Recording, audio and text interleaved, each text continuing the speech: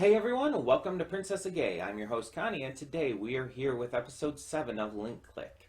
So, last time we began our second half of the season, pretty much, and yeah, we really started to get into it because after events left Shaoxi just really fucked up, they were going to take a break, but things kind of had a different plan there. We see that a cop comes to visit them, and that comes into next episode where it continues from there. And the cop seems to be there for a reason, but nothing is explained until also this father comes in. This guy tells them that his son has been missing for a few years, and as we saw in last episode's cold open, he just kind of disappeared, presumably taken, while they were running their little shop, their little food stand. And so, for 3 years now, they've been looking for any kind of information they could get, and have not been able to find pretty much anything. So, the cop is just helping them out, still to this day. And so that's why everyone is there. Like, Shaoxi and Lu Guang, they're not in trouble or anything. But we find out that the girl, whose name I can still not remember, it's like Li Qing or something like that. I can't remember. I'm sorry if I mispronounced anything or if I just made a fool of myself. I apologize. It's like I've looked it up multiple times and I can never remember it for some reason. Although, to be fair, it took me a little bit to remember Shaoxi's name. Lu Guang is easy. But yeah. So we find out that she was there that day. Not exactly at that exact spot, but she had seen that day this same kid being taken away by someone else. And probably didn't think much of it at the time, but when she had seen the picture that the father showed her in the past, she knew what had been going on and was, she felt guilty because she didn't stop anything. So she encourages Shaoxi to take this on, and he kind of reluctantly accepts for her sake. And so they get their footage, and that's the interesting part. They don't get a picture this time. They get CCTV footage, which is interesting because it's like that's everything up to now has always been a photo. So to go back through video footage is something very different. On top of that, with it being a CCTV camera and not like a handheld video camera, no one is controlling it. So Shaoxi's not even sure, what does this mean? Who do I go back into? And we find out that he goes back into himself. Not into his body at that time, but he just, forms a new body, basically. Which is made very clear very quickly can cause a lot of problems if he's seen by anyone who would know him. Which does end up happening. He's seen by the girl, and it's like while he's tracking down the kid and the guy who kidnapped him, it's like, yeah. But the biggest aspect of last episode, the one that broke me, was the mother. Because while the father is proactively out searching for his son, the mother is emotionally broken.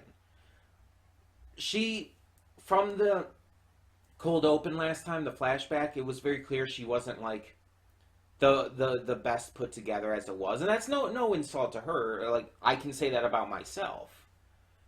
I am not the best put together, especially in social situations or dealing with people. She was clearly anxious as hell and had some issues that she was trying to work through. She was not the most sociable person. That was very clear. I'm not trying to insult her, and I apologize if it comes across that way, but I'm just saying, like, from speaking from experience with that. So when her son ends up getting kidnapped, it breaks her. And now 3 years later, we see when the husband goes back to her, she's just broken. I don't know how else to put it. Like, she's watching the reruns of the program her son liked, the Power Rangers like program, playing with the toys, acting like a child. The loss of her son, the disappearance of her son, broke her emotionally and mentally and caused her to regress into a childlike state as a form of just handling her trauma. And this kind of thing has happened in real life. And even just hearing about when it happens in real life fucks me up. Just parents breaking that much from the loss of a kid and whatnot, it's like, it's so fucking sad. And seeing it here, it's like, it broke me. I had to pause the video, like, and try my fucking hardest not to break down crying. And I still didn't even succeed that well. I still cried. I definitely broke down. I mean, it's just really fucking sad. And the thing is, it's not always possible for them to come back from it, even if the issue that caused them to, fall into that is fixed. Like, even if her son comes back, that doesn't necessarily guarantee she'll be able to return to her normal mindset. There's a lot of strange factors that go into mental breaks like this. And it's not always just fixable so easily. And that makes it even more tragic, because if they are able to find the son, are able to save him, I mean, provided he's still alive, there is that possibility that he's dead. It's been 3 years. But if they are able to find him,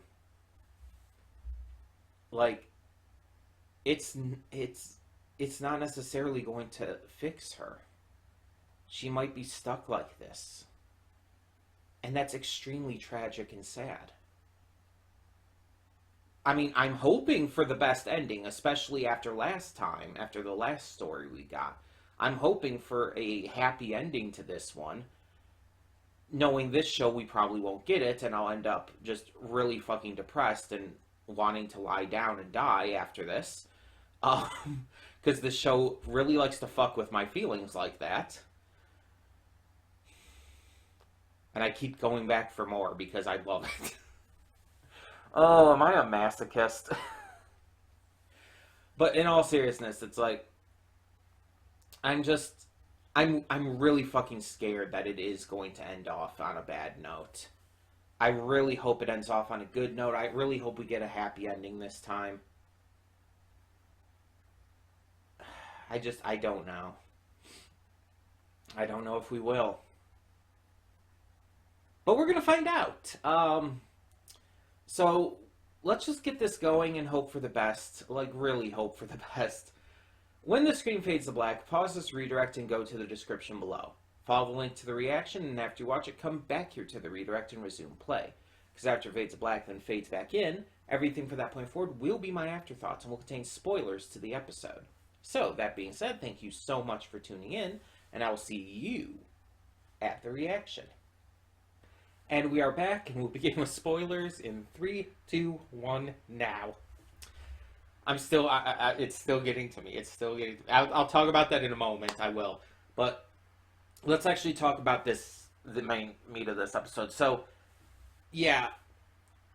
He had to run away after meeting Qiaoling last time again. Because, again, he wasn't supposed to be there. Apparently, he and Lu Guang at that time were across seas.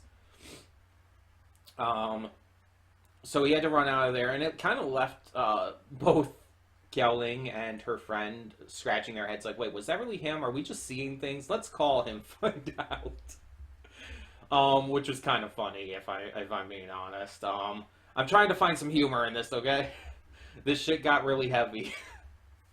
Um, but it's like,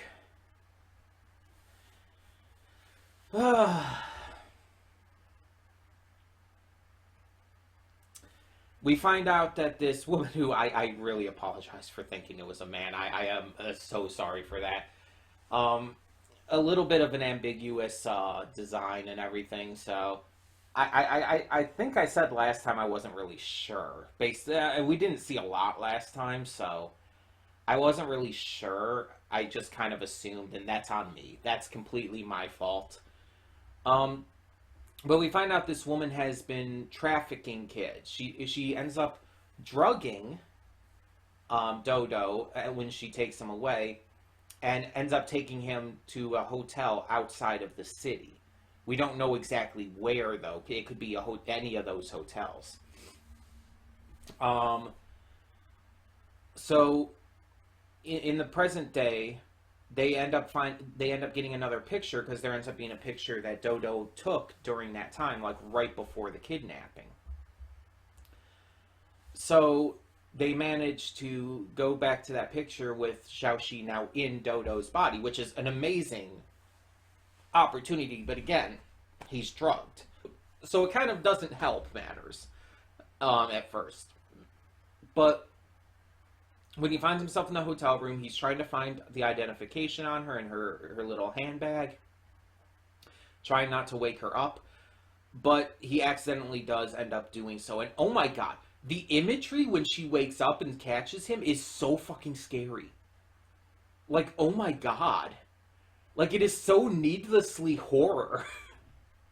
Like, the face, the position she's in, and then the fact that she just disappears and appears right behind him again. It's like, I know she probably just moved really quickly, but it's like, oh my fucking god, why? Like, I get it. I do.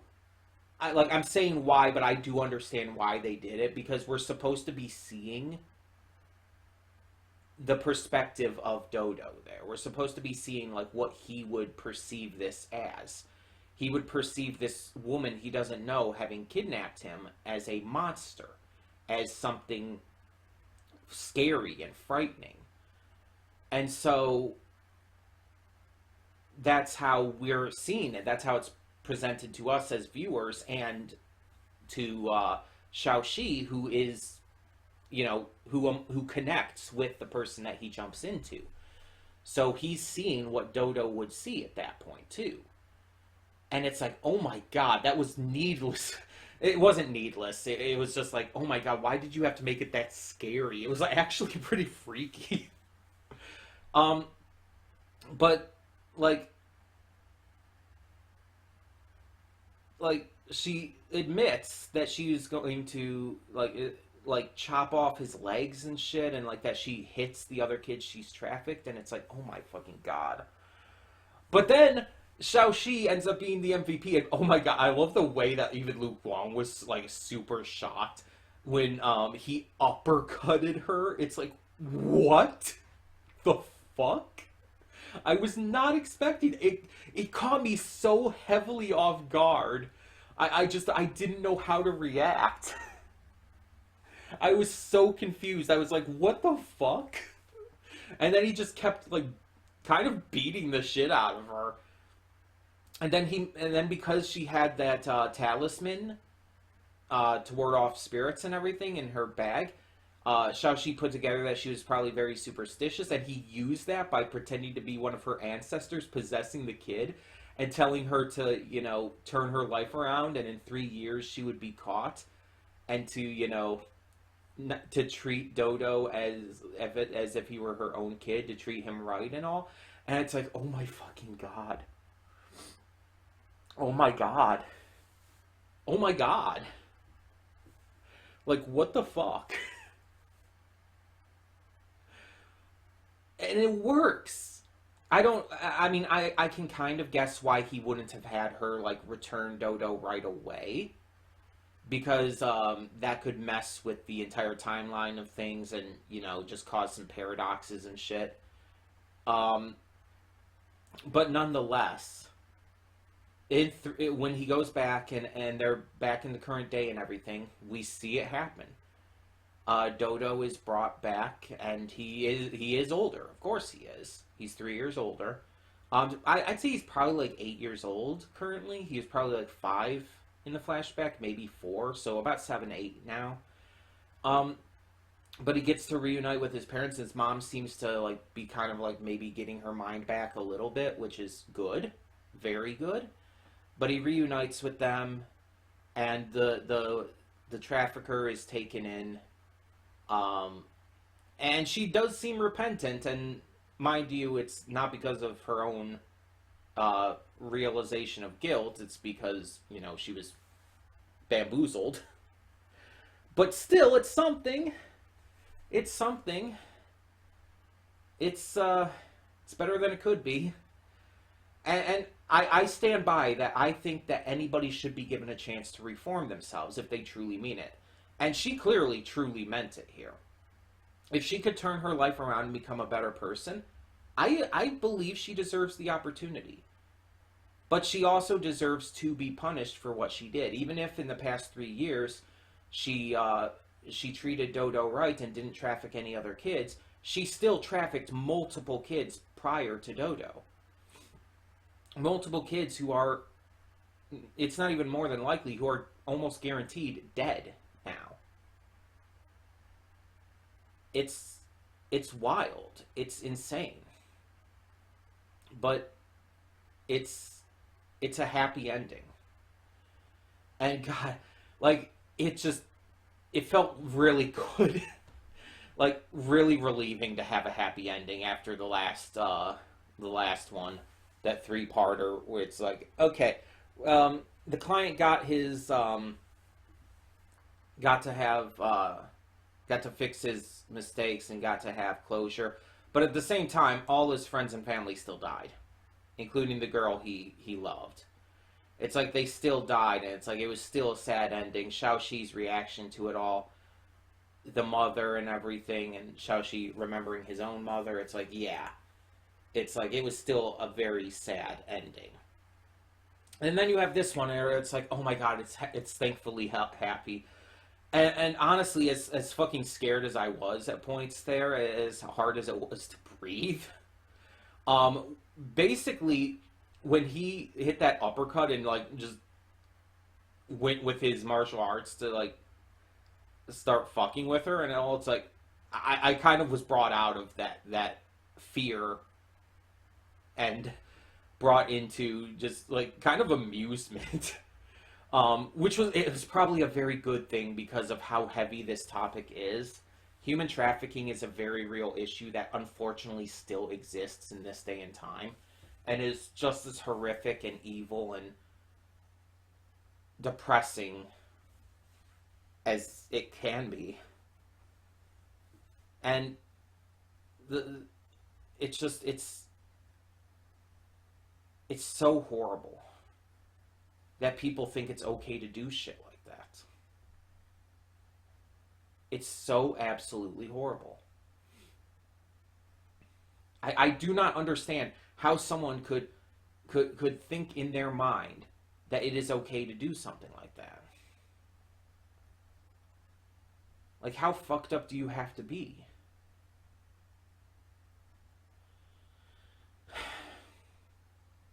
So it's like it was a very, very heavy episode with a very heavy topic. And then it got a little lighthearted with that sudden martial arts and tricking her by making her think it was her ancestor. I can appreciate that because it helped bring me out of like the legit terror I was feeling. I was genuinely scared out of my mind for this kid and for what, like, I was really hoping they were going to be able to save him. And I was really hoping that something was just going to work out. And I'm so glad I was right. But there, I was terrified that it wasn't going to happen, that this was going to end poorly again. But I am so happy I was wrong. And you saw the guilt that Qiao Ling was facing. She is got to be feeling like so much better now and everything. And and now we go into the final, I guess you could say, arc of this. The last 3 episodes are going to be a 3-parter, and we see what it's focusing on. Emma is back because the cop finds out what they had been doing, and he's okay with it. He just wants their help. But Lu Guang tells him to run the case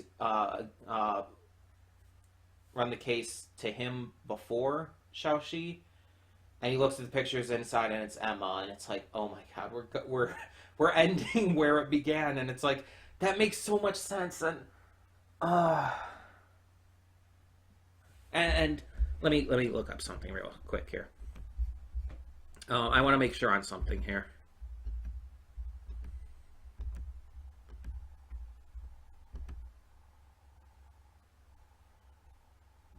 Yeah, so there's a part in the opening that says come back from the dive, and if you remember, I initially thought it said come back from the dead,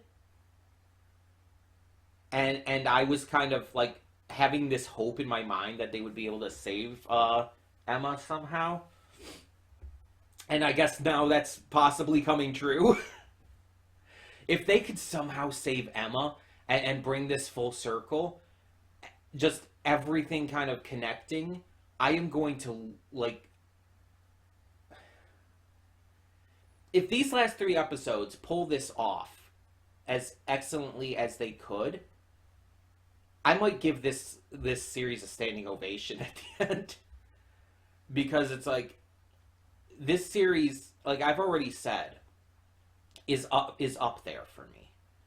I've already said it's more than likely in my top 5 and even possibly top 3 based on how it ends and everything and how it continues. And obviously that's just based off of season 1. I don't know what season 2 is going to change with that, but if this, with knowing what this finale is going to go into now, if this really sticks the landing, if this really gets it right, this will be top 3. It's not even could be, it will be if this sticks this landing. Because it's just, it's such a big aspect of where the show started. Not only in just my experience with it and just, connecting to how emotional that first episode made me and everything. But it's also connected to Xiaoxi, because he doesn't know Emma died. Lu Guang's been hiding that from him. Xiaoxi he tried to save Emma in the first episode. He tried to reconnect her with her family to give her a better life. And it caused her death. That's why Lu Guang was hiding it, because he knew how badly that would affect Xiaoxi to know that he caused her death. Her murder, nonetheless. So now we're going to have to touch on that. He's going to have to find out. And this finale is going to be insane. Again, if it sticks the landing, which I do believe it will. Like, I do have faith that it will. If it really sticks it to, like, the best of its possible ability, it's going to be top 3 for me. And I'm not even 100% sure exactly which spot. But let's put it this way. My favorite shows of all time right now are, number 1 is One Piece, number 2 is Carol and Tuesday, and number 3 is The Owl House. And the Owl House could take back over after the final episode airs, mind you. But if this enters the top three, no matter which spot it is in, Owl House would be knocked out of the top three, at least for the moment.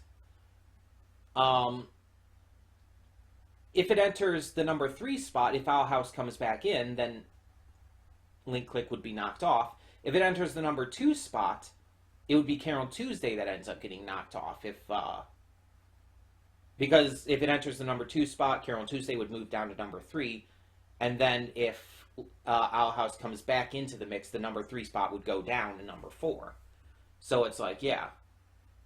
And it's like, no matter what, like, even the top 4 would be amazing.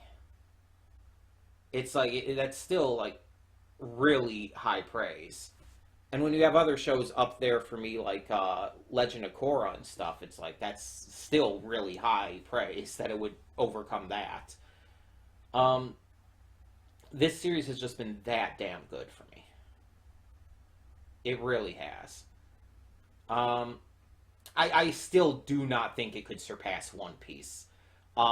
It would have to be godly good in these last 3 episodes, and I don't think that's pretty much possible at this point. Even if it's the best it can be, I don't think it's going to be good enough to surpass One Piece. One Piece I have a lot more of an emotional connection to as well, just because of how long I've been watching it, and as well as just, you know, how long it is and how in-depth it is and how big of a series it is. Which, by the way, One Piece is back. We will be getting to that this week, so yeah, just but yeah, if this really hits the final 3 episodes right, it's gonna be 2nd or 3rd place. If it doesn't, but is still really good, it'll probably be 4th place. It's still gonna be top 5 no matter what. I don't think this could fuck up that badly. I don't think that's possible at this point. But yeah, I'm super into this. I'm really hyped for where this is going to end. But tell me in the comments below, what did you think of this episode of Link Click? And by the way, I will probably not be reacting to the final 3 episodes together. I don't even know if I'm going to do the final 2 episodes together. We're just going to have to see how I'm feeling at the moment, if I want to do multiple episodes at a time.